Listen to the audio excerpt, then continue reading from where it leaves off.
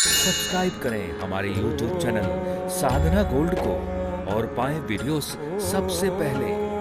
Bell icon दबाना ना भूलें। स्त्रियों को चाहिए कि कभी अपने पति को आप उसकी मां से अलग ना करें।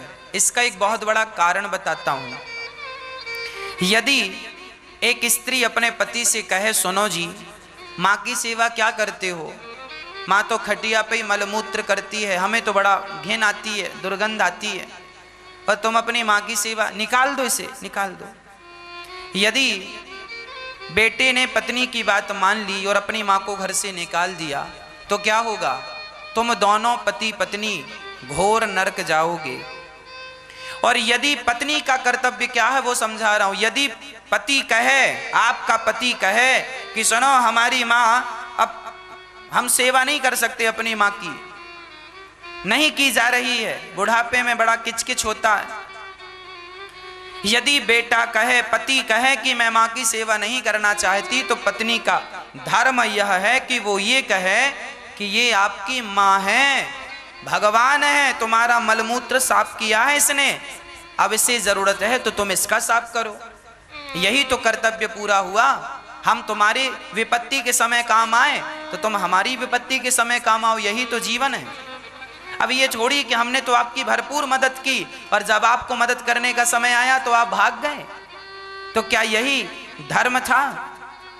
याद रखना मेरी माँ, यदि तुम्हारा पति तुम्हारी सास की सेवा नहीं करता, अर्थात तुम्हारा पति अपनी सगी माँ की सेवा नहीं करता, तो तुम्हारा पति घोर नरक में जाएगा और उसके संग संग तुम भी जाओगी, क्योंकि तुम अर्धांगिनी हो। इसीलिए आपको अभी मजा आ रहा है ना कि चलो सेवा से छुट्टी मिली, छुटकारा मिला, पर इसका परिणाम बड़ा भयानक होगा। पति कौन है? पत्नी कौन है? अरे सच्ची पत्नी वही है जो अपने पति को पतन से बचाए। पत्नी की परिभाषा क्या है? आज मैं पत्नियों की परिभाषा बोल रहा हूं। पत्नियों की परिभाषा क्या है? आप भी मेरे संग बोलेंगे तो सेंटेंस याद होगा। जो अपने पति को, बोलो, जो अपने पति को, बोलो एक बार, जो अपने पति को पतन से बचाए उसे पत्नी कहते हैं, है ना? जो पत्नी अपने पति को पतन से बचा ले वही पत्नी सच्ची पत्नी है। मैं गलत रास्ते पर चला गया तो मेरी पत्नी मुझे पकड़ के लाएगी कि आप गलत हो, माँ की सेवा करो, ये तुम्हारा धर्म है, तुम नहीं करोगे तो कल हमारे बच्चे कैसे करेंगे? अब दोनों पति पत्नी एक सी बातें करने लग जाएं कि नहीं करते सेवा, अच्छा चलो छोड़ दो, तो तुम दोनों का क्या परिणाम होगा? इस परिणाम पे कभी डिस्कस किया? तुम्हारे बच्चों का तुम्हारे प्रति क्या भाव होगा? कभी इस पे विचार किया? कर लो, इस विचार को भी जरूर कर लो, क्योंकि कर्मों का फल भोगना पड़ता है।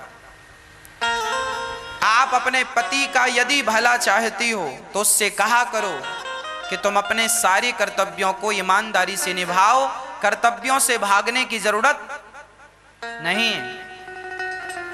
पत्नी की मां की सेवा भी करो और खुद की मां की सेवा भी करो। पत्नी के पिता का भी ख्याल रखो, यदि उसका ख्याल रखने वाले तुम्हारे साले वाले नहीं हैं तो उस बूढ़े बाप का भी तुम ख्याल रखो, पर उस बाप के कारण अपने बाप का भी तुम्हें ख्याल रखना। ये नहीं कि तुम्हारा अपना बाप तुमसे छूट जाए। पुरुष को मेंटेन करके तराजू के दो पलड़े होते हैं, दोनों का संतुलन बना के चलना पड़ता है।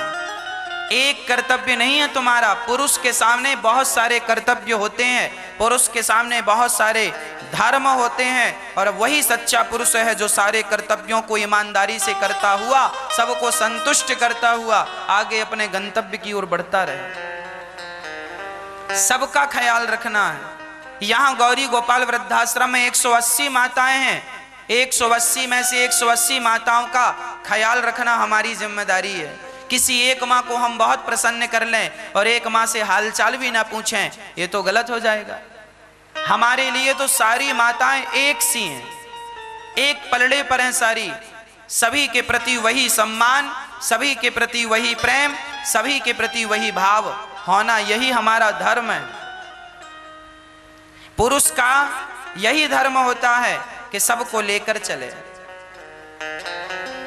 अर्थ यही हुआ कि पुरुष स्त्री लंपट ना हो जाए। यदि पुरुष स्त्री लंपट हुआ तो तराजू का एक पलड़ा बिल्कुल झुक जाएगा। और याद रखना, सौदा तब तक नहीं होता, लेन देन तब तक नहीं होता जब तक तराजू के दोनों पलड़े बराबर ना हो। 1 किलो आलू खरीद रहे हो ना आप, और आलू का पलड़ा हवा में लटक रहा है ऊपर, और वो कहे साहब ले लो ना और डाल, और 2-4 आलू और आएंगे इसमें, डाल बराबर कर। 1 किलो अभी कहाँ है, कम है आलू, तब तो हवा में झूल रहा है, वो बाट वाला पड़ला तो नीचे पड़ा, बराबर आने चाहिए, और डाल, हाँ और डाल। अब कोई सोना खरीदने जाए और सोने का 10 ग्राम का उसने बाट रख दिया, और यहाँ सोना 5 ग्राम है और सोना तो ऊपर लटक रहा है वो पलड़ा, वो कहे तो सोनी जी की साहब ये हो गया ले लो। अरे अनाज, हमें मूर्ख समझ रहे हो, बेवकूफ बना रहे हो, हमें बेवकूफ ना बनाओ, बराबर करो और डालो, सोना और आएगा। बस संतुलन होना चाहिए, जिसे कहते हैं संतुलन। पुरुष को चाहिए कि वो अपने घर में संतुलन करके चले। पत्नी की भी सुनना चाहिए, पर सिर्फ पत्नी की सुनना चाहिए ये गलत है। माँ की भी सुनना चाहिए, पर सिर्फ माँ की सुनना चाहिए ये भी गलत है। माँ की भी सुनो, पत्नी की भी सुनो, बच्चों की भी सुनो और पिता की भी सुनो। एक पक्ष एक की तरफ ना झुक जाना। कई बार हमने ये भी देखा है कि बहुत सारी माताएं भी ऐसी होती हैं जो अपने बेटे को अपने अधीन करके, है मेरा बेटा है, बहू तू क्या बोलेगी, चुप रह, मेरा बेटा मेरा, हाँ तेरा बेटा है, तो बहू का कोई अधिकार नहीं है, अर्धांगिनी है, 50-50 है। बहुत सारी माताएं ऐसी हैं जो बेटों को कहती हैं जो मैं कहती हूं वही करना, जमा जरा अपनी पत्नी को जो 2-4।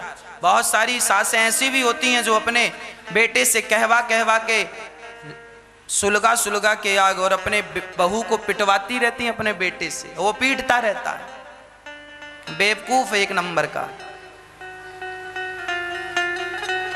एक पक्ष नहीं साहब, हमारे भारत का कानून जो है ना, दुनिया का कोई भी कानून उठा के देखिए, आपको दोनों पक्ष सुनने होते हैं, है ना। आप अपनी पत्नी की भी सुनो और अपनी माँ की भी सुनो।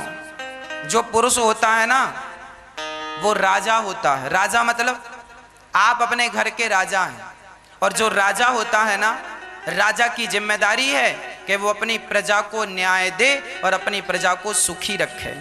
तो राजा की प्रजा कौन है? आपका जो पति है वो आपके घर का राजा है। आपके घर में जो भी पुरुष है, चलो आपके दादाजी अभी जिंदा हैं, दादाजी हैं, तो उस घर के राजा दादाजी हैं। दादाजी को न्याय करना चाहिए।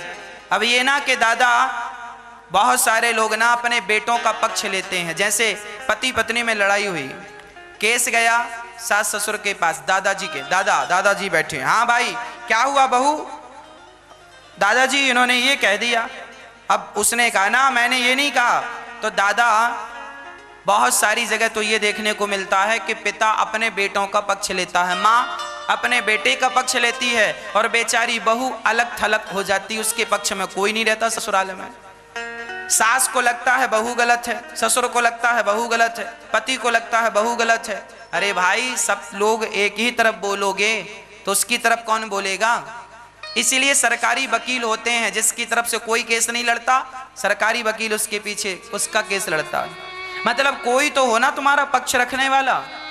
इसीलिए रिश्ते तब टूट जाते हैं जब व्यक्ति अकेला हो जाता है। इसीलिए कभी अकेले ना होने दिया करो। यदि बाप बेटे का पक्ष ले तो सास को बहू का पक्ष ले लेना चाहिए। यदि बेटे का पक्ष मां लेती है तो पिता को बहू का पक्ष ले लेना चाहिए। और पक्ष लेकर, भले बेटा गलत है या बहू गलत, कौन गलत है, किसकी लड़ाई? पति पत्नी में सबके घर लड़ाई होती है और तुरंत एक भी हो जाते हैं। इसीलिए उस समय एक का पक्ष लेकर और न्याय कर दो। बेटा समझ समझ के चलो, छोटी छोटी बातें होती रहती हैं। यदि सारे बेटे के पक्ष में चले जाएंगे और बहू को गलत ठहरा देंगे तो फिर आगे चल के नुकसान होता है ना। वो विचारधारा बन जाती है कि मेरे पक्ष में तो कोई है ही नहीं, फिर वो अपनी माँ को फोन, मेरी तो माँ मेरे पक्ष में, मेरा तो पिता मेरे पक्ष में। ससुराल से जब कोई सपोर्ट नहीं मिलता तो स्वाभाविक है कि मायके का सपोर्ट मिलता है, और बाद में फिर चिल्लाते हो कि मायके में 1-1 घंटे बात करती है बहू, माँ से बात करती है। अब तुम बात करोगे नहीं तो बात तो करेगी वो, इसीलिए बहू से बात किया करो, बहू से भी जरा उसका हाल चाल पूछा करो, है ना। हर बार ना बहू गलत होती है, ना सास गलत होती है, ना पति गलत होता है, ना पत्नी। गृहस्थ जीवन बहुत नाजुक होता है, समझ समझ के चलना पड़ता है ना। कई बार हमारी गलतियां नहीं होती फिर भी हमें सॉरी कहना पड़ता है, उठक बैठक भी लगानी पड़ती, कोई बात नहीं। रिश्तों को बचाने के लिए झुकना पड़े तो बाल्टी कुएं में उतरती है ना, तो झुकती है तो भर के आती है। जो झुक कर के रिश्तों को बचा लेते हैं वही समझदार हैं, बस ये समझिएगा, वही समझदार हैं, वही समझदार हैं। झुक करके रिश्तों को बचाने वाले को समझदार कहते हैं। अकड़ के खड़े होने से अच्छा है झुक जाओ। सब कह रहे हैं आपकी गलती है, हाँ चलो मेरी गलती, सॉरी अब नहीं करूंगा गलती, हो गया अपराध, क्षमा करो, खत्म करो बात। अब वही बात कल की बात आज फिर महीने पुरानी बात आज क्यों डिस्कस करना। नई बातें करो, कुछ नया सोचो, पुराना डिलीट कर दो। लोग पुराने के चक्कर में पड़ के नया समय खराब करते हैं।